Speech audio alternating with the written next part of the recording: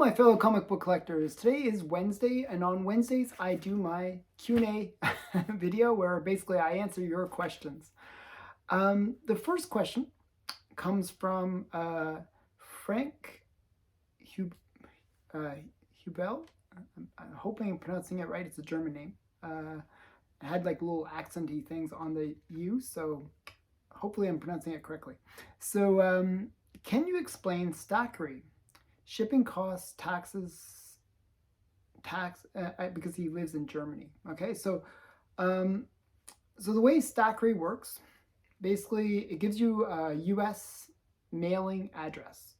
So what you do is you say to whatever vendor you're buying from, you give them your Stackery address. What I actually do, because I buy a lot of stuff from the US, and if you use eBay, which I do, I use eBay is probably the number one place that I buy comics from.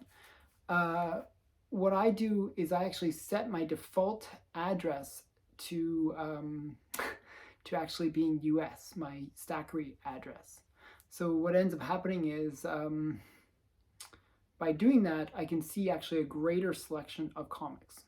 So because a lot of vendors in the US will not ship outside of the US. It's kind of annoying, but that's the way it is. So what Stackery does is it gives you that US address, and then basically they hold the items for you. So what they'll do is, let's say you get 20 items, and they will hold those items in like in a kind of like a storage facility for you for 45 days for free. Now after that, if you go beyond 45 days without shipping it, then they start charging you for storage fees. And it's not much. It's like a couple, I think it's like 10 cents per thing per day. So it's like, but it can add up, you know. So the point is, usually you'll ship it before 45 days. So what I always do is I let my books build up at Stackry, maybe over a period of a month and a half, and then I ship everything out all at once. So that's why you see these big unboxings that I do from Stackery, because it's like basically all my orders from Stackery have been sort of building up that I sent to Stackery, and they build up and they send me a big box. So generally the way it works with taxes and shipping and all that kind of part is they will charge you about, I think it's $20 for a consolidation fee. And basically all that means is they take all the boxes that you have, because like normally when you get shipped comics, you can get like these bigger boxes that are much bigger than the comics themselves. And what they do is they strip those all away, and then they consolidate it so that it takes a lot less space and it becomes a cheaper thing to ship. You can also pay for extra protection for the comics and stuff like that, which is what I do. So I think it works out to being about 30 some odd dollars in fees. And then you get a shipping cost. So typically when I ship things from Stackery, and those big boxes, you've seen, if you've watched my videos, you've seen the big boxes. Typically it costs about $150 to $200, that kind of range, which sounds like a lot. But if you think about it, I'm usually shipping about 60 to 70 orders. So a lot of the time when I'm shipping in the United States, the shipping is very cheap, or if not free. A lot of vendors do offer free shipping. So what ends up happening is I pay one big fee, which is for the shipping, which is a couple $100, but it's across 70 orders. So what ends up happening is it's maybe $3 per order. It kind of works out math-wise, which is actually cheaper than sending stuff within the United States. Because when I ship stuff from the United States to Canada, it can cost me usually about $30 per shipment. So it easily, you know, saves me money when I consolidate everything over at Stackery. Now, in terms of customs, what happens is your Stackery account, you get to label all your items and how much you know, the value of those items. Typically, I'll underestimate the value, and then I get one.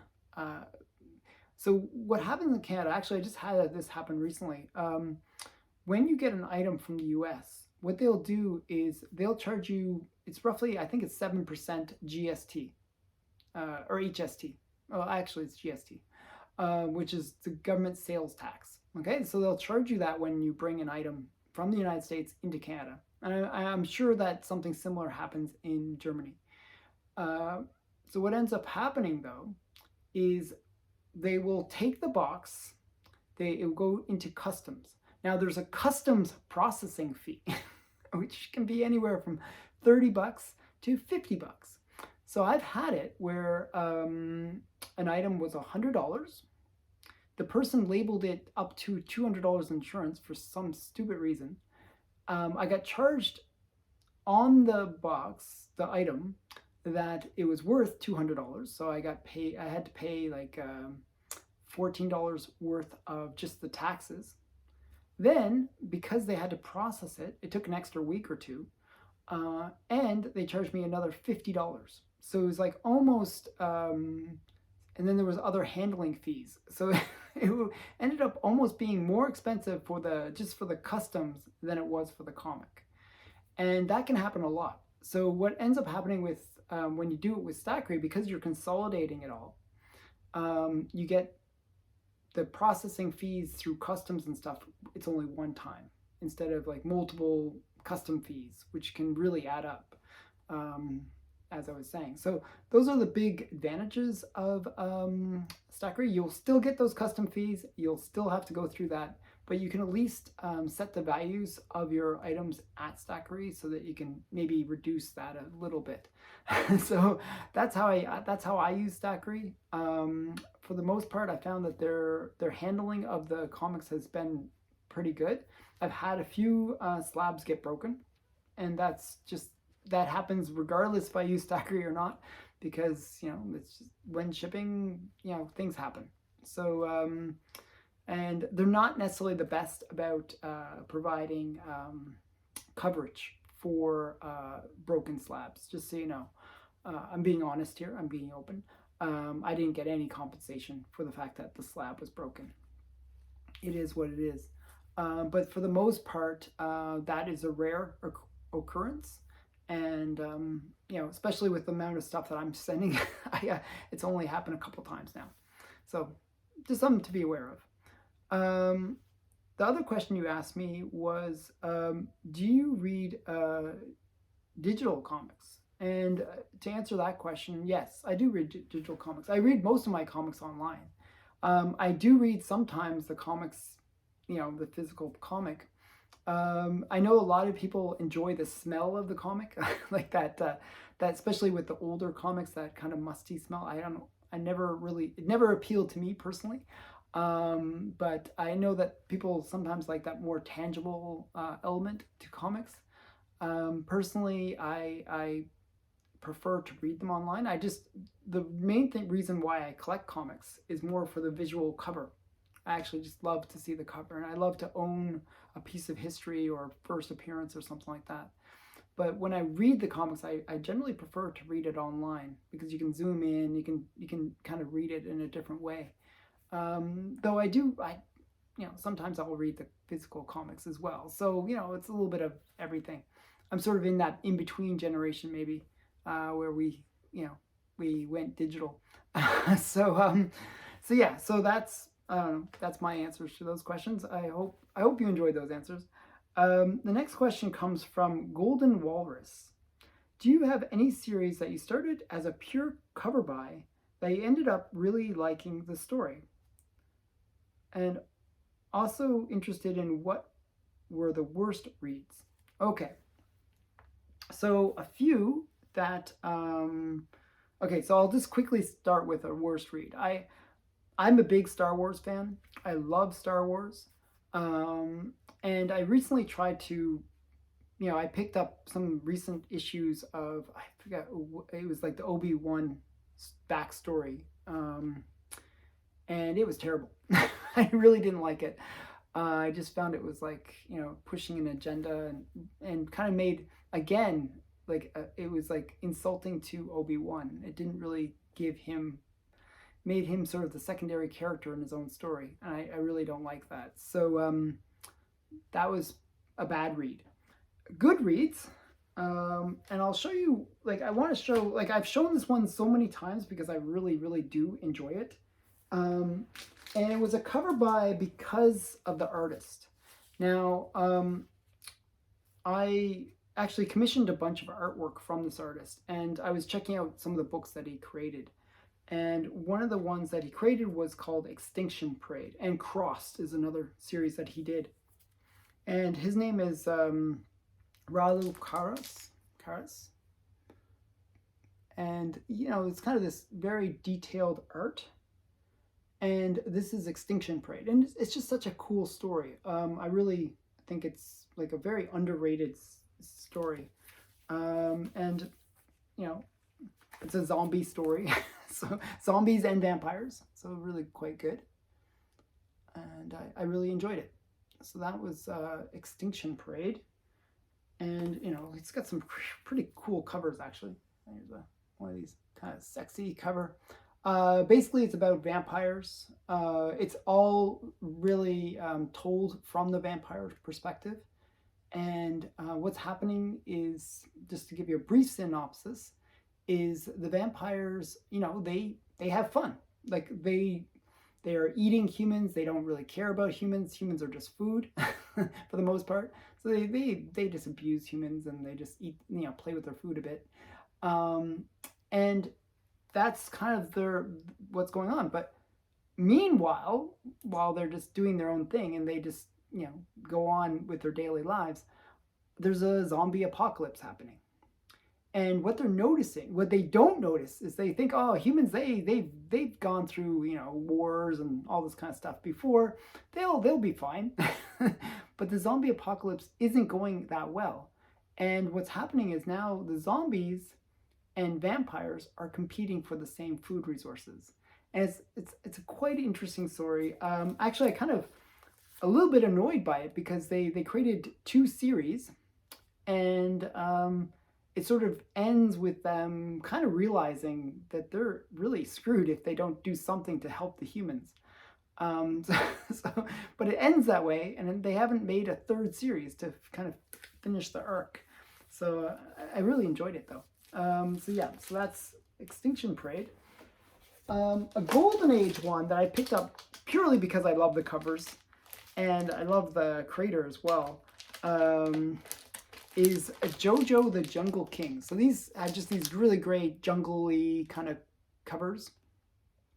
And, you know, I was sort of encouraged to check out the inside panels and see what they're like. And the stories are actually kind of fun and a little bit, you know, way over the top kind of stuff going on. You know, just some really crazy stuff going on. And, you know, I just really enjoy them. You know, it's typical Fox stuff. They have a tendency of making everything very violent and hypersexual and stuff. And it can be really fun to read. Just, you know, no political correctness in JoJo comics. So very fun to read. I enjoyed it. Yeah, so those are some other ones that I enjoyed. And another one that I bought as a cover buy, and it was because I liked the artist, actually. I really enjoyed this artist, just like I enjoyed the artist that brought me into Extinction Parade, is Simon Beasley. And he did this series called Fistful of Blood. He did it with Kevin Eastman from Teenage Mutant Ninja Turtles. And I just really enjoy the series. It's just a really great series. Again, more zombies. I love zombies, I guess. Zombies, vampires, and gunslingers. So very interesting mix, and lots of sexy girl. Well, this sexy girl. So yeah.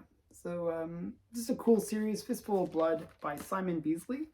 There's actually a comic version, there's also a magazine version, and there's the hardcover book. So there's lots of ways to get into that one. Really great series. And so those are some of the ones that I've enjoyed, that I bought for the cover and then started reading and enjoying. What I have a tendency of doing is I'll try to get a whole series, and then, you know, if it's just a cover buy, But then I generally will, once I have the complete series, I'll go online and read the digital, read the whole digital thing. Um, I like reading it, like almost like the way people watch Netflix. They'll binge watch. I'll binge watch. I'll binge read a complete series. So that's what I did there. Okay. Next question comes from Mr. E. Low Grade King. I was wondering if you ever collected black covers in high grade, since they are hard to get them in a 9/8. If you do, can you show them? So I'm gonna just show a few. I brought a few 9/8s, but I'm gonna show you one that's not a 9/8, but to show you why 9/8 black covers are so hard to get. So this is my Albedo number 2. It's not a 9/8. I wish it was, but it isn't. But you'll notice, it's a black cover. It's got the black. What happens is, I have to zoom in for this one a bit, is if you have a black cover, what happens is any spine tick will generally show very, very, you can see how the spine ticks really show because they break color. Now, if it's a white, it won't show as much.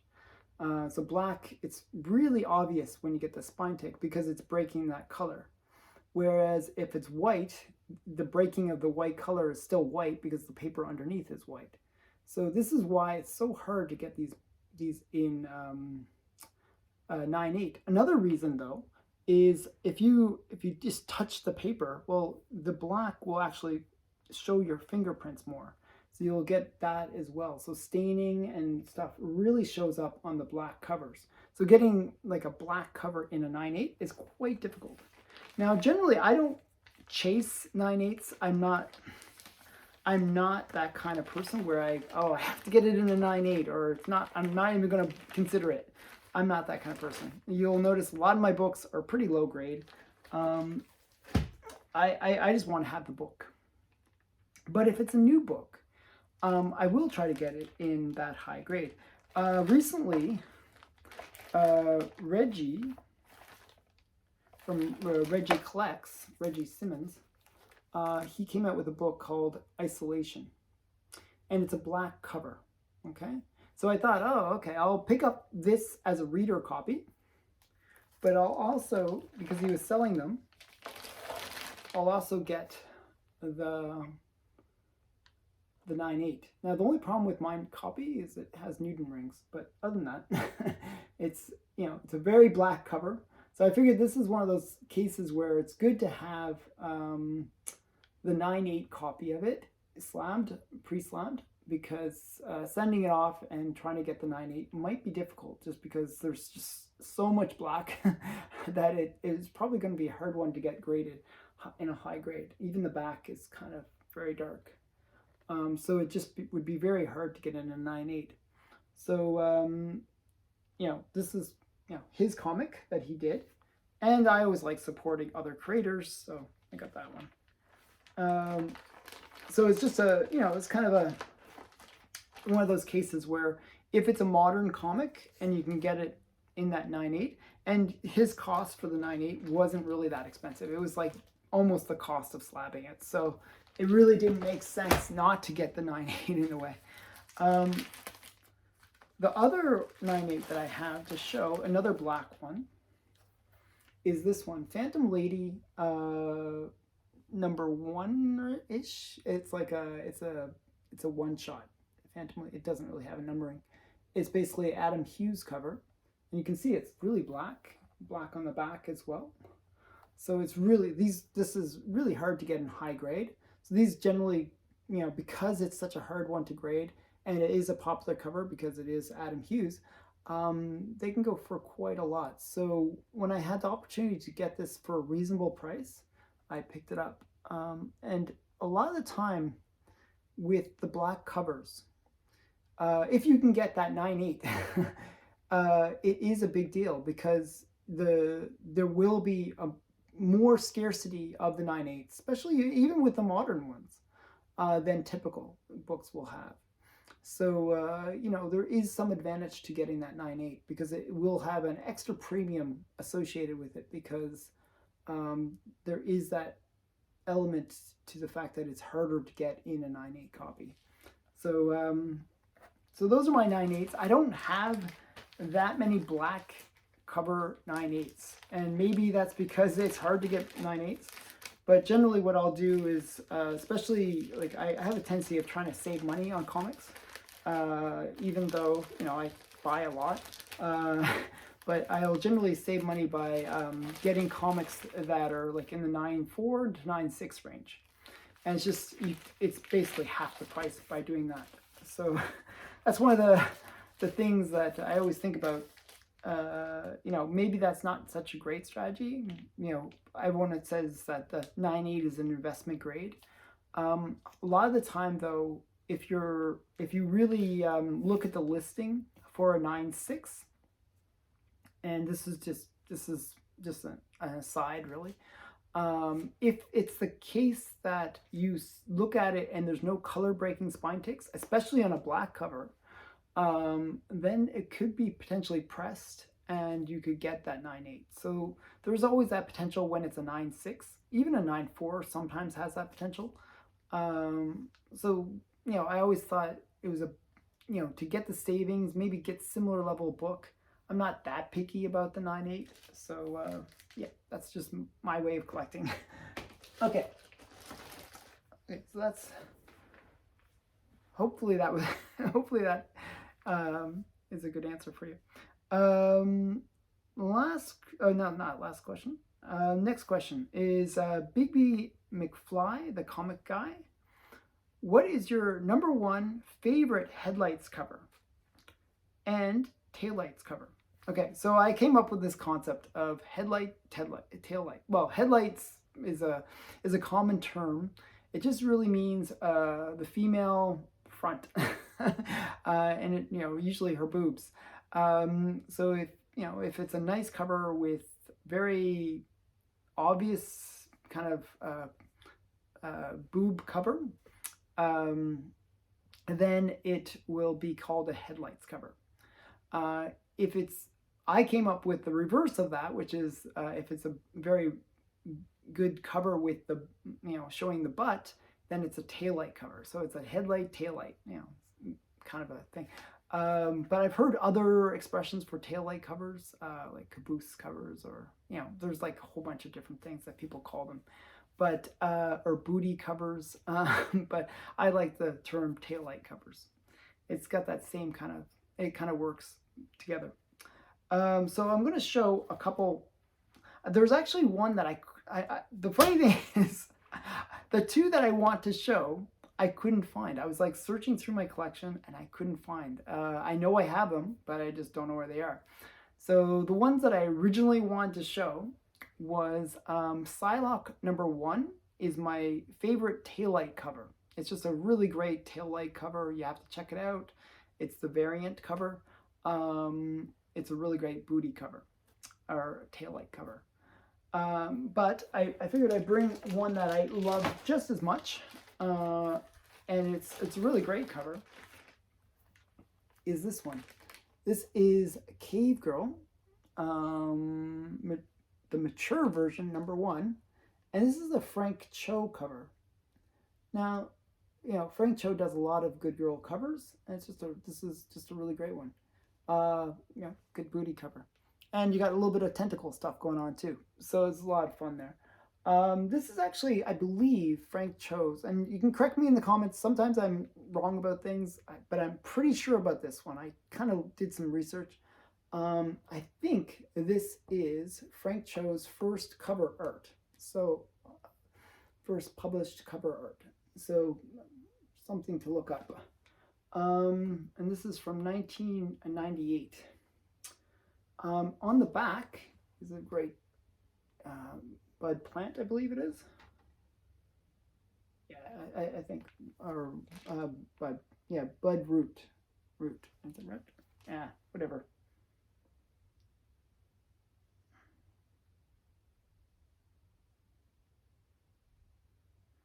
Yeah, I think it's Bud Root. I don't know why I'm messing up his name. He's the creator of Cave Woman. So this is just a really great cover. you know, I like the fact that it has a, you know, nice back cover and front cover. So this is the mature edition of Cave Woman #1. And it's quite rare, actually, strangely enough. Yeah, Bud Root. See, I remember this name. I was like, why am I blanking on the guy's name? Now, I'm going to show you one of my favorite Headlight covers. My absolute favorite Headlight cover is one that I'm paying for right now, which would be Phantom Lady 17. That's a book that is the Headlight cover. It's probably the most famous Headlight cover of all. So that is something that I will be unboxing in a future video, probably like in August by the time I pay it off. But here is one that I thought was just a really great cover. This was a pure cover buy, and it's kind of multiple Headlight cover. It's this one. I just thought this was really great. I just thought it was like kind of cute and charming. This is Naughty and Nice Halloween Special Edition, and it just has all the princesses being very sexy. And the funny thing is there's actually a nude variant of this. So this is the more, I thought this one was, actually I preferred this one, even though, you know, I don't mind nude.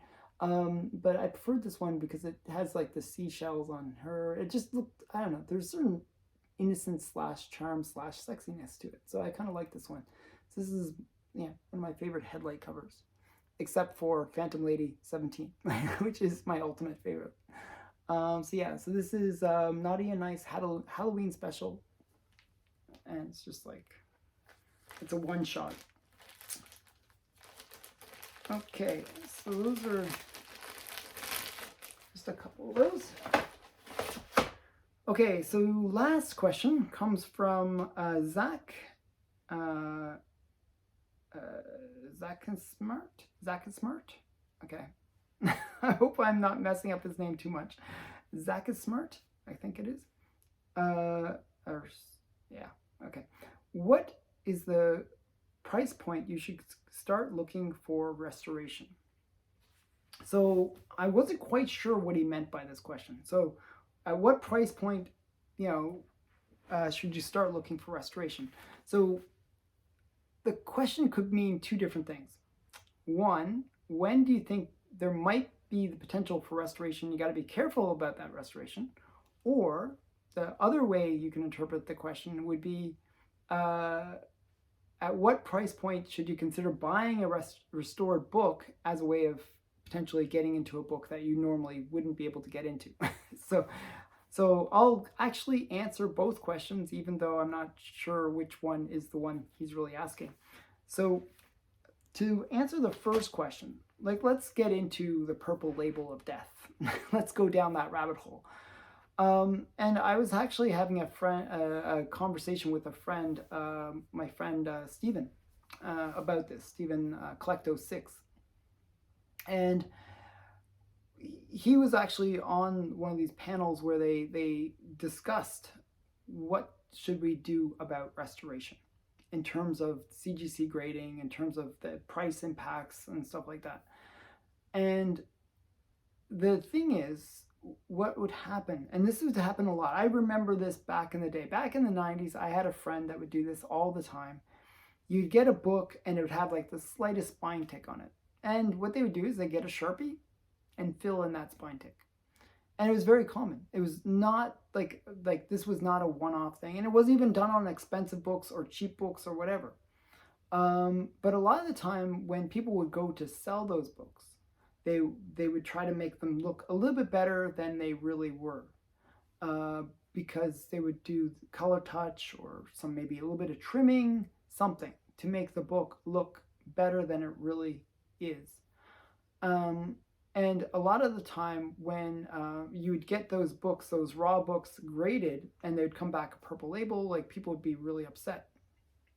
So grading, like, restoration was kind of seen as a little bit of a scammy thing, like that people were being scammed and kind of embarrassed by it, because if you didn't detect the fact that the book was restored, well, it looks kind of bad on you.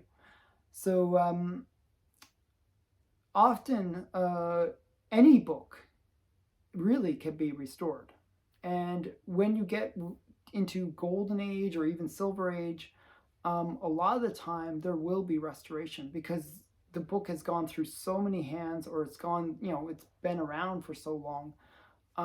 There's a greater potential for somebody to have messed with it at some point or another.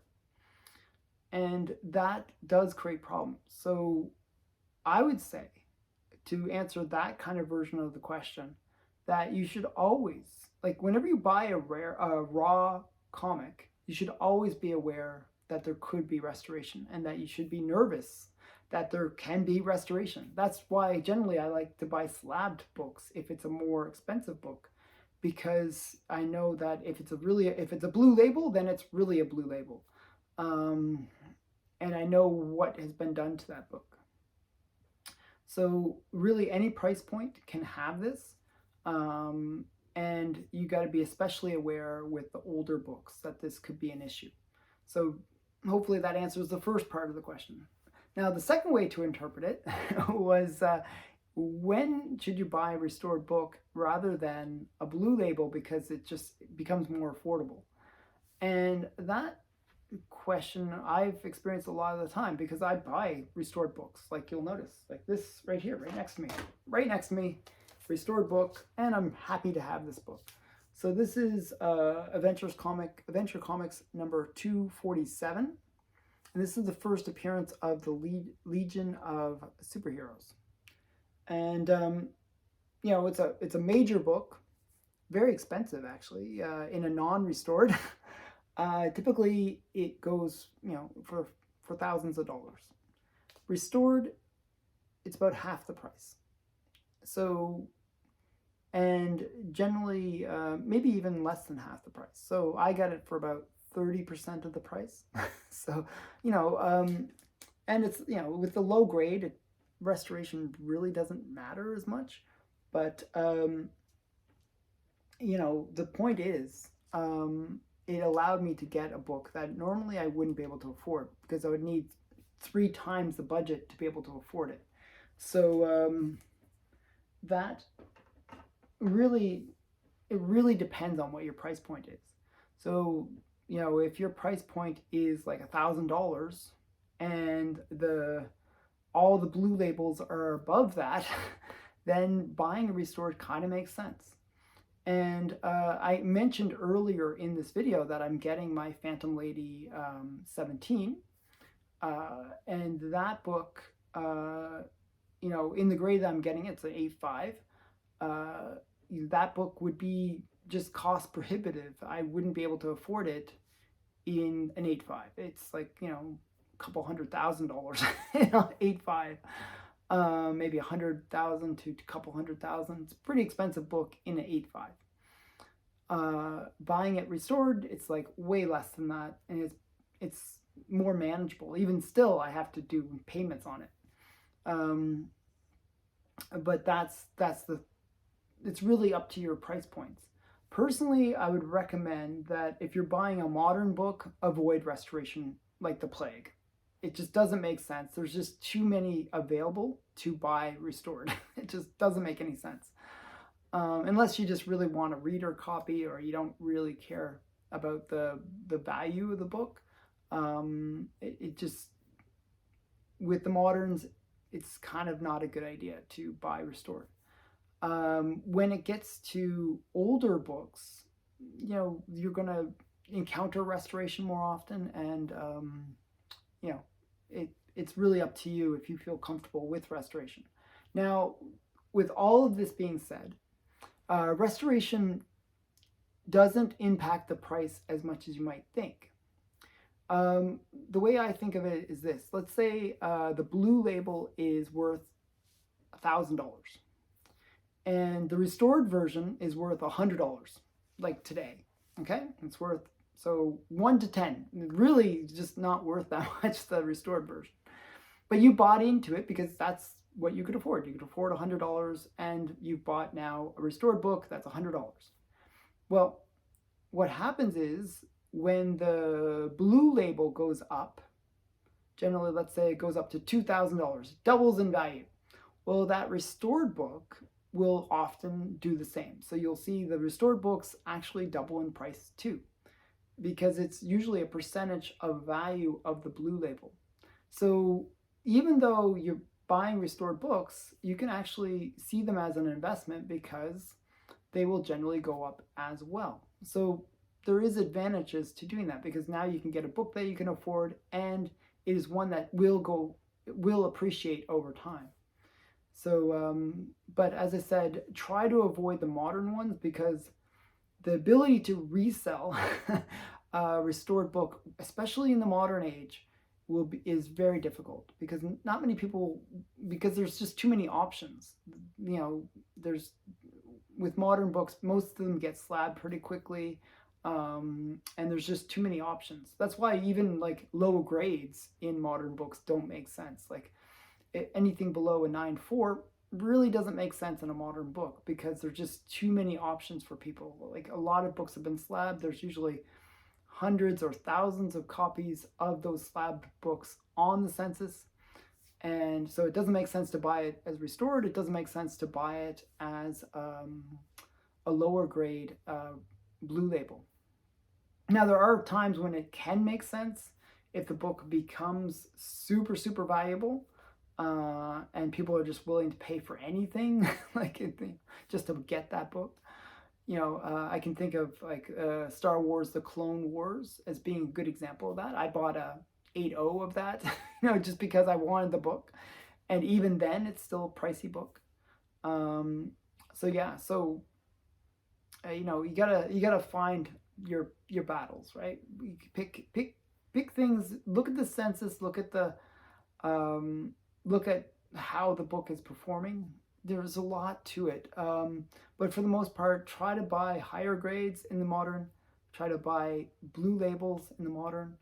With the older books, as again, it goes back to the percentages of value, and you should be fine even buying restored.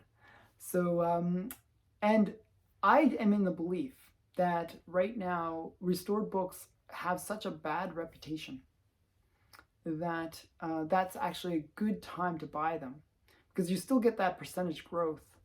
But what might happen is in the future, when people realize that the census isn't as obvious as it might be. Like it might say there are 100 copies of some golden age book on the census, but really there's only 50 in existence. You know, where there's a lot of ghost copies on the census. And what could be the case is people say, okay, well, half of the census is actually restored books.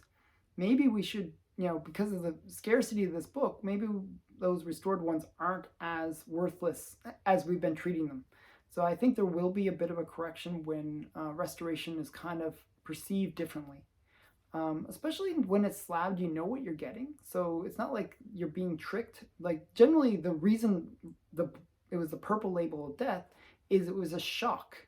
It was a shock that it was a restored book. But if you're buying a restored book, you already know what you're getting. So there's that element has been removed. So I don't understand why there would be that overcorrection on the price for restored books. And I think that could change over time. And even if it doesn't, as I said, percentage-wise, they generally go up the same way. So, so I do see them as a buying potential, buying opportunity, but something to consider.